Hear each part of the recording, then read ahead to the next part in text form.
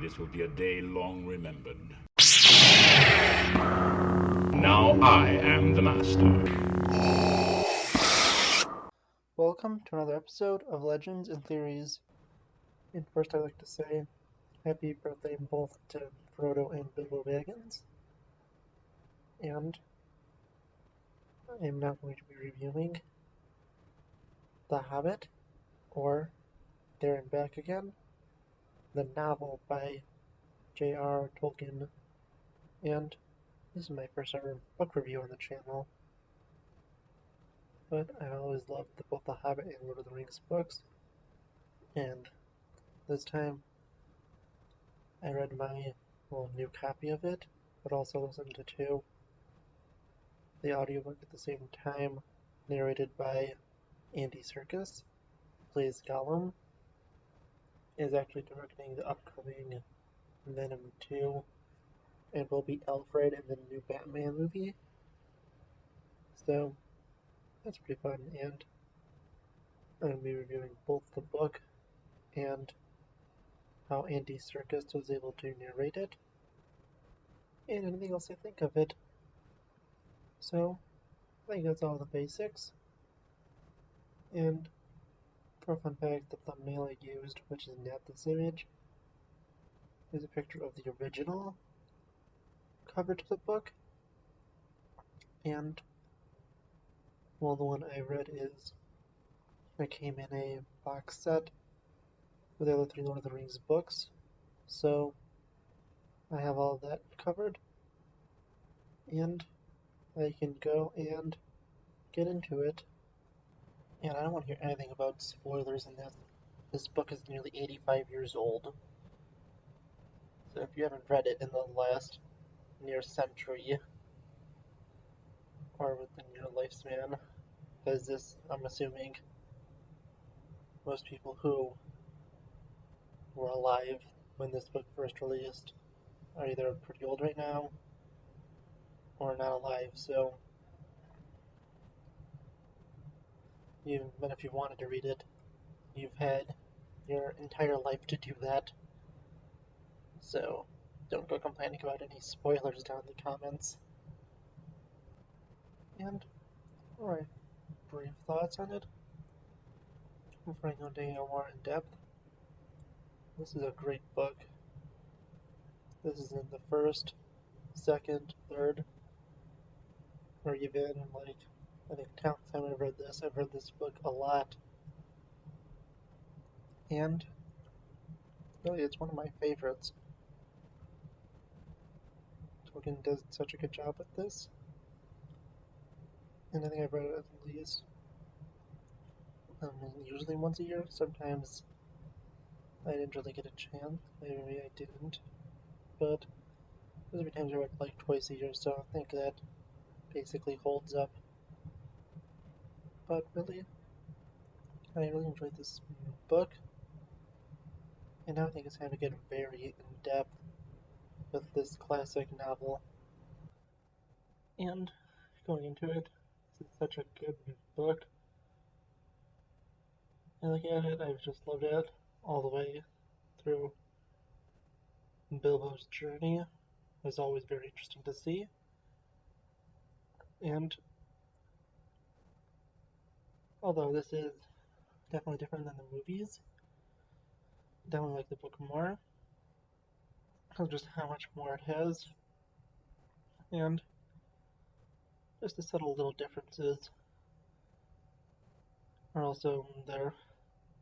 One of the few things that I think feels a little off, not bad, just off, is how short the Battle of the Final Armies is. And that's because it wasn't really built up as a main focus. It was just a conclusion because, well, Tolkien felt that Thorin needed to, die, and there actually needed to be a little bit more in the story. And I still think that it's a very well done book, and although this is not as long as Lord of the Rings, I do enjoy it just a little more. It still is a really good book. And just so much more I could say. The story is just, amazing, and I think it is, pretty well handled between everything. And one of the most interesting parts is the Riddles in the Dark chapter was changed to show both to line more in with Lord of the Rings. And the most interesting part about it is that they actually explained that how the story was originally written is the story that Bilbo told the dwarves, and how it is in, modern copies of the book is how it actually happened.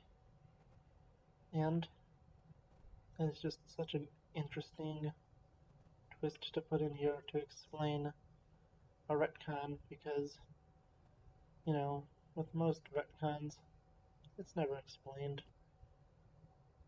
They just go and say, yeah, this happened instead of this, and deal with it. But the way Tolkien wrote this was brilliant. I think that it was such a smart decision, and is definitely, interesting. And then talk about a few things that, probably felt a lot more off at the time, but were explained a little better in Lord of the Rings. Gandalf's disappearance, I think, was essential for the story to have Bilbo be able to grow and change as a person. And well, I think this is because, looking at it, whenever Bilbo and the dwarves got into trouble, for really the first half of the book, up until they got to Mirkwood, Gandalf would typically be there to bail them out. Like with the trolls, Bilbo first wasn't experienced enough, so he needed some help there. And then when they're captured by the goblins, although Bilbo does have more experience, he is, a prisoner at the time. So there are times that they need help. But once it starts getting to Mirkwood, Bilbo is far more experienced. And now that at the time, he's entering Mirkwood, Gandalf isn't needed. Bilbo has been able to figure out how to, protect himself and think on the fly and everything. And now he's ready to, take up a leadership role. And when we're out, Bilbo is able to show a great deal of character development, get him and the dwarves out of many, tricky situations, including everything with the spiders,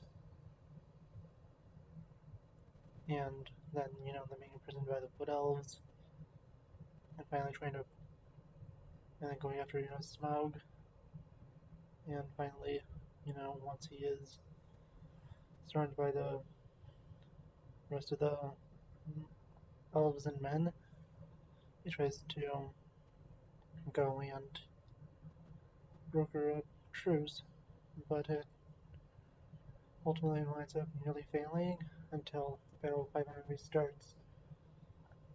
And when looking at it, I really did enjoy this book, and it is very interesting looking at Smog, or Smog, yeah, that's probably the best way to pronounce it.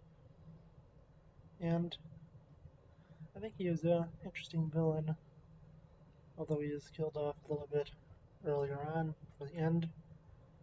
The same thing does happen in Lord of the Rings, and really the outro is pretty extensive, and I understand why they had to make these changes in the movies, because I feel very anticlimactic to have most Smaug be killed off. But then also, when it continues, we have to look at the fact that they need the Battle of 5 Armies to kill off Thorin, and relatively, and it's not like the Scarring of the Shire where they technically cut it out and move Saruman's death earlier on, but with this, that's a very important moment where Thorin dies in the movies, but in the movie they had that happen, so I understand that. It was one of the changes they made, but looking at it, I still really enjoyed it, and it is just the part where you're wondering what's going on with Smaug, because we have Not at Home where basically going to the mountain and Smaug isn't there, and I think that was a very interesting chapter. Looking at the rest of it, I really enjoyed it. They have good characters. As I said before, Bilbo was very well written, and like some others, I think that Thorin was written well too, and it's for mainly different reasons. Thorin mainly is remaining pretty similar throughout the book, and then once he gets his kingdom back, he starts to, hoard power and everything, and this leads him to go into stuff at the gate where he, denounces Bilbo and does not want to honor his deal or anything, and then this is all, next he realizes how wrong he was when he's on his deathbed and talking to Bilbo, and that was such a, great moment to see how he changed. And really with Lord of the Rings, really continues to that. I think that they also have some interesting, stuff that was not necessarily meant to be a setup, but still did, like Gollum, the ring, Gandalf going off, and it was all, very smart of Tolkien to do, to be able to change everything, and of course I think it was very interesting to see how it continued into Lord of the Rings. And as I mentioned earlier, it was pretty smart for that one way they explained the retcon. And honestly, this is just a great book overall. I think I covered most of the basics of it. Don't know if there's too much more to cover with that specifically. Now let's go over Andy Serkis and his narration. And honestly, I think that he did a really good job. So the first time I listened to it, I think a full audiobook. I think I listened to it once last year because I wanted to read, what's it called? Death Troopers, and couldn't find it anywhere, so I got an audiobook from the library, but I got this audiobook free through an Audible membership, and don't tell anyone, but you don't need a YouTuber. You got an affiliate link to get that free trial. But it still helps them, I think, if you do help with that trial. So I just see if you're a YouTuber and think you could, do it. But like me, I was like, wanted to use one to get the free trial and help a YouTuber, but there was no one that had them recently. I was like, okay, I'm just gonna do it myself. I didn't really want to both listen and read to this. And yeah, this book, he did a very good job. Good job, distinguishing between characters. And there's all the different, voices. And of course, he did his famous Gollum for when Gollum was in there. Oh, I want to talk about that too. That just puts it into my head. I'll go back to that in a second. But yeah, I think that he did a very good job with this. I would definitely recommend this, and I got Fellowship and Two Towers right now for Lord of the Rings, and I'm listening to Fellowship right now and reading it. I think it's a pretty good job done with it. Definitely recommend it. And I am excited. So, going back to Gollum, yeah, the stuff with Gollum was very interesting. I mentioned it briefly earlier, but the riddles were, it was a fun little thing, and showed Bilbo for the first time starting to have to get himself out of his own situation without Gandalf coming in to help. And I think that's really it. Note, I may not do that one action figure thing tomorrow. I'm not really sure if I'll have enough time to both record and get all my thoughts out. So if I don't do that, I'm going to do a video about what if the founding Avengers from the MCU fought the founding Justice League members from the DCEU. Of course, I'll be using Snyder's version.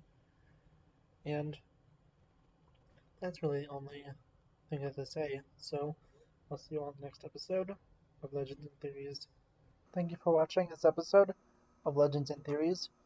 Please subscribe, like the video, share the video, leave a comment, check out the video on screen, and may the Force be with you.